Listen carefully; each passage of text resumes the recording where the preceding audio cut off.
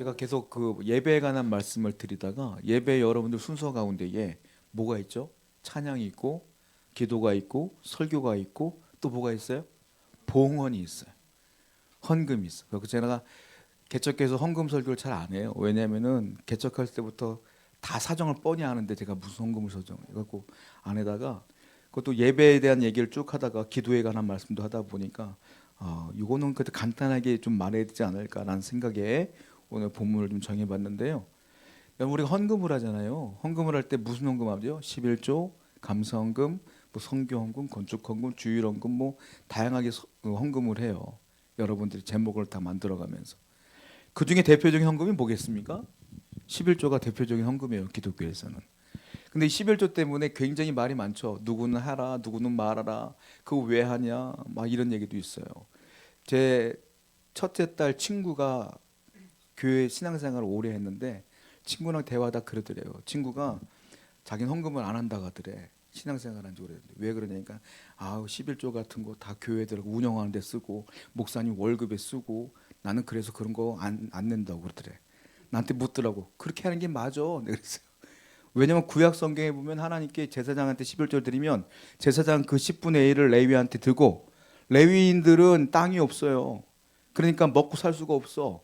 그러니까 나머지 지파가 하나님께 이제 10분의 1을 드리면 그 10분의 1또 레위인에게 드리고 레위인 또 10분의 1을 또 하나님께 드리는 거야. 다 10분의 1을. 그 나머지 헌금이 들어온 건 뭘로 하냐면 성전 무너진 데 다 고치는 데 쓰는 거예요. 그렇게 쓰는 거였거든요. 그러니까 그렇게 쓰는 게 맞아. 그걸 이해 못하면 어쩔 수 없지. 제가 큰딸한테 그렇게 얘기를 했었거든요. 11조 하는 게 쉬워요? 어려워요? 어려워요. 쉽지 않아. 11조. 왜냐면 우리가 주정 헌금 10,000원 내는 건 쉬운데 11조 내는 건 어려워. 내가 월급 한 300, 500 벌으면 11조 50만 원, 30만 원 되는 거 뭐 믿음 있으면 할 수 있겠죠. 근데 액수가 커진다고 보자. 한 1억을 벌었어. 그 11조가 얼마가 돼요? 1,000만 원이 돼. 1,000만 원을 하나님께 드리는 게 쉬운 게 아니에요.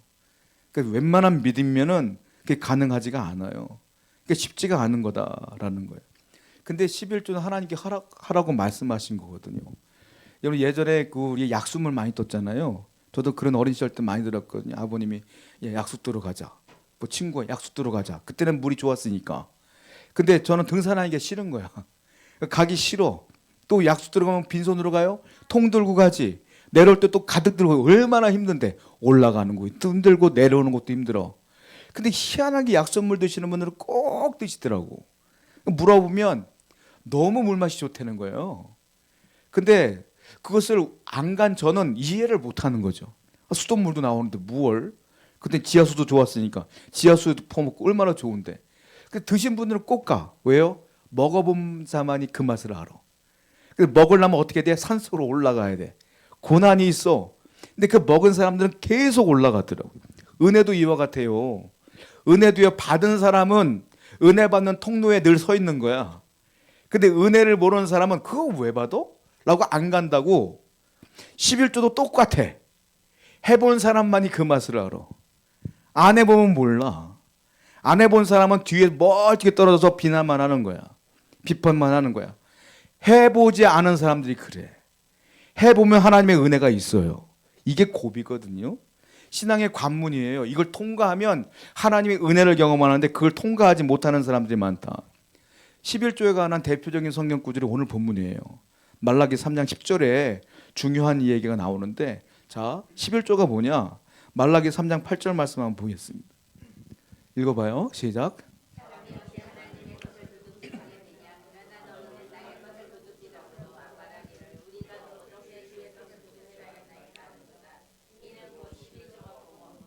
하나님이 뭐라고 말했냐면 왜 내 거 도둑질하냐 그랬어. 내 거 도둑질. 하나님 도둑질한 적 없는데요. 하나님 걸 언제요? 무슨 말이야? 내 거 도둑질했잖아. 뭐예요? 11조와 봉헌물이라. 너 11조 안 냈고 너 나한테 봉헌물 안 드렸잖아. 그거 내 건데 네가 훔쳐간 거야. 과격하게 말해요. 도둑질을. 이게 무슨 뜻이냐면 너 도둑이라고 정죄하는 게 아니라 그만큼 하나님께서 11조와 봉헌물은 하나님의 것이라는 것을 강조하고 있는 거야. 사람들은 뭐라고 말해요? 그 11조와 봉헌은 내 거라고 생각하고 내가 드린다고 생각해. 대부분 그래요. 헌금 드렸어? 헌금했어? 내가 했고 내가 드린 거잖아요. 하나님은 그렇게 안 바라봐. 뭐라고 말하면 내 건데 왜 안 드리냐? 너 내 건데 안 드렸으니까 도둑질한 거야. 다른 말로 과격하게 말하면 도둑놈이야. 그래서 하나님 걸 훔쳐갔다고 말하는 거예요. 이건 뭐냐면은 하나님께서 성경 속에서 이 물질관을 얘기하고 있는 건데, 자, 원래 우리의 물질의 주인은 누구라는 거예요? 하나님이라는 거야. 근데 우리가 갖고 있잖아요, 물질을. 그럼 뭐냐면 하나님 건데 잠시 맡겨둔 거예요. 너가 이거 가지고 잘 살아봐. 이걸 뭐라고 말하냐? 청직이라 그래요. 영어로 매니저라 그래요, 매니저. 그러니까 가게 실소유주가 있고 매니저를 두잖아요. 그 매니저가 운영을 다 한단 말이에요. 비슷한 거야. 하나님이 실소유주야, 여러분들의 물질에. 근데 여러분들이 이 생에 살아가야 되니까 그걸 맡겨두신 거예요. 야, 이만큼은 네가 써. 괜찮았어. 살아야 되니까. 그런데 그중에 10분의 1은 나한테 돌려줘. 이 말이에요. 내가 드리는 게 아니라 뭐요? 돌려줘. 하나님 걸 돌려주는 게 11조예요. 그거 아셔야 돼요. 드리는 게 아니에요. 돌려주는 거예요. 자, 이와 같은 그 개념이 또 하나 있는데, 우리 교리 가운데 제일 중요한 게 뭐라고 생각해요, 여러분들? 신앙생활할 때 주일 성수 아닙니까? 주일을 지키는 게 제일 중요하지 않아요? 주일을 예배를 드려야 되는 거 아니에요? 주일 성수가 왜 중요한 줄 아십니까? 여러분들 11조하고 주일 성수하고 똑같은 개념이라고 아셔야 돼요. 뭐냐면 하나님이 하루 24시간을 인간에게 주신 거예요. 그게 모이면 일주일이 되죠. 7일이 되는 거예요. 근데 그 날은 성경에 써 있어요. 내일은 내일이 염려할 것이요. 기억나세요? 그 내일의 주인은 누구예요? 하나님의. 우린 내일을 몰라. 그러니까 하루하루의 날의 주인은 누구예요? 하나님이에요. 근데 하나님이 우리에게 24시간을 준 거야. 그리고 하루를 준 거고 일주일을 준 거예요. 근데 하나님 뭐라고 말해요? 야, 네 맘대로 일주일을 살다가 그래도 내 날을 너한테 줬으니까 하루는 나와서 예배해야지. 그래서 우리가 하나님께 하루는 나오는 거야. 그게 뭐예요? 주일 성수야. 날의 주인은 내가 아니라 하나님이란 말이에요. 근데 하나님께 내가 나와서 예배 드리는 거야, 그날. 한마디로 말 7분의 1을 하나님께 드리는 거예요. 쉽게 말하면 11조도 똑같은 거예요. 11조도 여러분이 주는 게 아니라 하나님이 주신 물질 가운데, 야, 그래도 10분의 9 정도는 있어야 니네가 살 수가 있으니까 니들 쓰는 데 쓰고 10분의 1은 나한테 돌려줘라. 돌려주는 거예요. 돌려드리는 거예요. 주일 성수와 11조와는 똑같은 개념이에요. 근데 사람들은 주일 성수는 중요한 줄 아는데 11조는 중요한지 몰라. 하나님이 오죽 했으면 도둑질했다고 그랬겠어요. 그러니까 여러분들 중요한 것을 분명히 아셔야 돼요. 11조는 누구 거예요? 하나님 거예요. 내가 드리는 게 아니야. 믿음이 좋아서 드리는 게 아니야. 믿음이 좋아서 드리는 게 아니라 이건 당연히 해야 될 일인 거예요.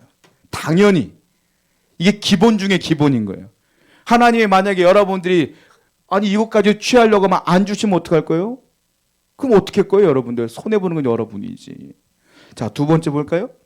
하나님께서 11조의 개념을 또 이렇게 말씀하시는데, 말라기 3장 10절입니다. 읽어봐요. 시작. 만군의 여호와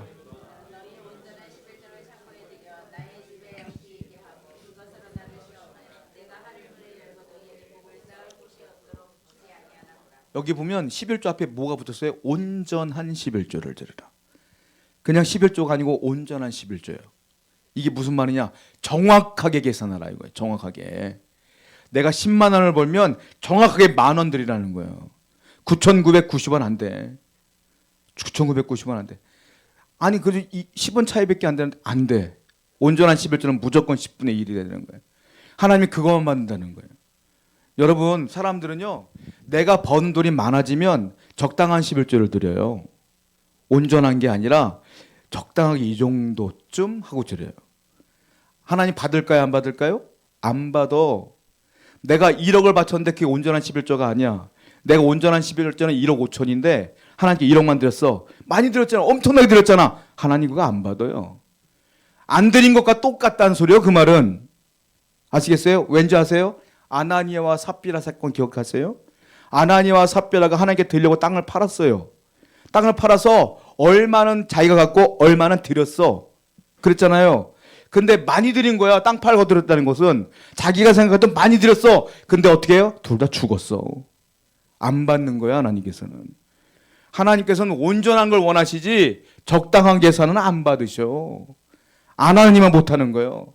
여러분 그것이 누적되면 제가 경고하는 게 아니라 아나니아와 삽비라처럼 될 수 있다니까요. 그러니까 항상 하나님을 경외할 줄 알아야 돼. 하나님 것을 무서워할 줄 알아야 되는데 많은 분들은 그렇지가 않은 것 같아서 걱정이야. 하나님께서는 분명히 우리에게 말했어요. 과격하게 말했어요. 내 것을 가져가는 것 도둑질. 그리고 온전하게 11조 안 하는 것도 안 받는다. 그러면 똑같은 도둑질. 그러니까 말라기서는 여러분들 잘 보셔야 되는 게 내가 복 받는 비결은 하나인데 여러분들 그걸 못할 때가 많다는 거죠. 우리가. 하나님께서 온전한 걸 원하신다. 세 번째요. 그렇게 한다면, 그렇게 우리가 하나님께 온전한 11조를 드린다면 어떻게 한다고 했어요? 말라기 3장 10절 제일 유명한 구절이죠. 읽어봅니다. 시작.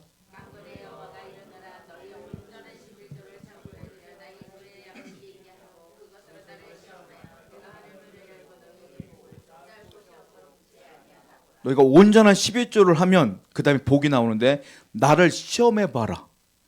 온전한 11조를 한번 드려보고 나를 한번 테스트 해봐봐. 하나님이요 테스트 받는 분이 아닌데 이건 테스트를 허락했어.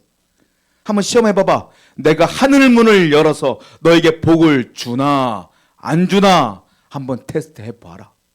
이 말은 무슨 말이에요? 준다 안 준다? 준다. 무조건 준다.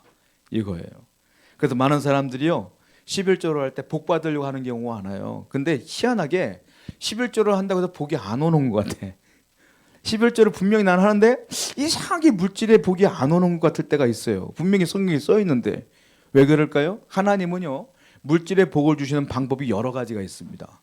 근데 우리가 생각하는 물질을 주시는 복을 뭐라고 해요? 그냥 갑자기 돈이 생기는 거, 돈이 갑자기 많이 버는 거, 그게 이제 물질의 복이라고 생각하는데 뭐 그럴 수도 있겠죠. 그렇게 주는 경우도 있어요. 근데 성경에서는 물질의 복을 주실 때 여러 가지 방법을 주셔요. 대표적인 방법이 뭐지 아십니까? 자, 그 다음 절이에요. 11절입니다. 읽어봐요. 시작.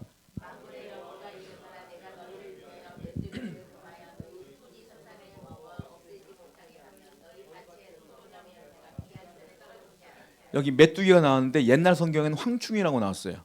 황충 기억나시죠? 그 메뚜기예요 원래. 그걸 이제 해석한 거예요. 자, 메뚜기를 금한다. 무슨 말이에요? 우리가 농사를 할 때 메뚜기 떼가 확 지나가면 다 없어지지 않습니까? 하나님께서 너희들이 온전한 11조를 하면 메뚜기를 막아주겠다 이 말이에요. 그러니까 물질을 주시는 게 아니라 내가 이만큼 물질을 갖고 있는데 물질이 메뚜기가 먹지 못하도록 막아주겠다 이 말이에요. 다른 말로만 물질이 새나가는 걸 막겠다. 이게 복이라는 거죠. 여러분 갑자기요 내가 돈을 벌었어. 내가 갑자기 1,000만 원을 벌었어. 근데 내가 몸이 아파. 병원에 갔어. 병원비가 1억이 나왔어. 그럼 어떻게 해요? 내가 돈을 다 날리는 거지. 이런 걸 막겠다는 거야 하나님께서. 네가 돈을 벌었으면 네가 아프면 소용없잖아. 내가 건강 책임질게. 이 말이에요. 그러니까 내가 만약에 돈을 벌었는데 갑자기 사업을 했는데 쫄딱 망했어. 그거 내가 못하게 막아줄게. 메뚜기를 금해줄게. 이게 복이라는 거예요. 그러니까 하나님께 온전한 11조를 드리는 분들은 왠지 모르게 내가 돈을 버는 거 똑같은 것 같은데 돈이 조금씩 쌓이는 것 같기도 하고 뭐 어렵지 않은 것 같기도 하고 이렇게 살아가는 거예요 그냥. 제가 목회자 아닙니까? 목회자 돈 없어요. 버는 것도 없어. 그런데 희한하게 살아가 그냥. 그래서 살아가 희한. 돌아보면 내가 어떻게 살았을까? 근데 사라져요 그냥. 하나님이 그렇게 사라지게 하는 거야. 그게 복이라는 거예요. 하나님이 그렇게 만들겠다는 거예요. 또 11절 볼까요? 11절 한 번 더 읽어보겠습니다. 시작.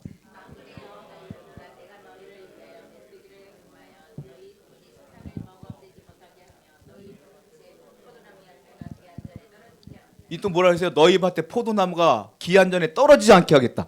포도가 열려야 되는데 열리기 전에 바람 불거나 태풍 불면 떨어지잖아요. 낙과가 생기잖아요. 그거 내가 막아주겠다. 바람도 막아주겠다. 폭풍도 막아주겠다. 잘 자랄 때까지 내가 햇빛 줄게. 이 말이에요. 그러니까 하나님께서는 우리 전반적인 인생 가운데 물질의 문제뿐만이 아니라 내가 온전한 11조를 드리기만 하면 전반적인 내 인생의 모든 것들을 내가 하나님이 주관하겠다. 내가 햇빛도 주고 바람도 막아주고 메뚜기도 막아주면서 너희들의 인생을 내가 이렇게 인도하겠노라 라고 말씀하신 거예요. 이게 복 아니겠습니까? 이 은혜를 하나님이 주시겠다는 거예요. 근데 감사한 게 뭔지 아세요? 이 복이 우리 때 끝나지 않아요.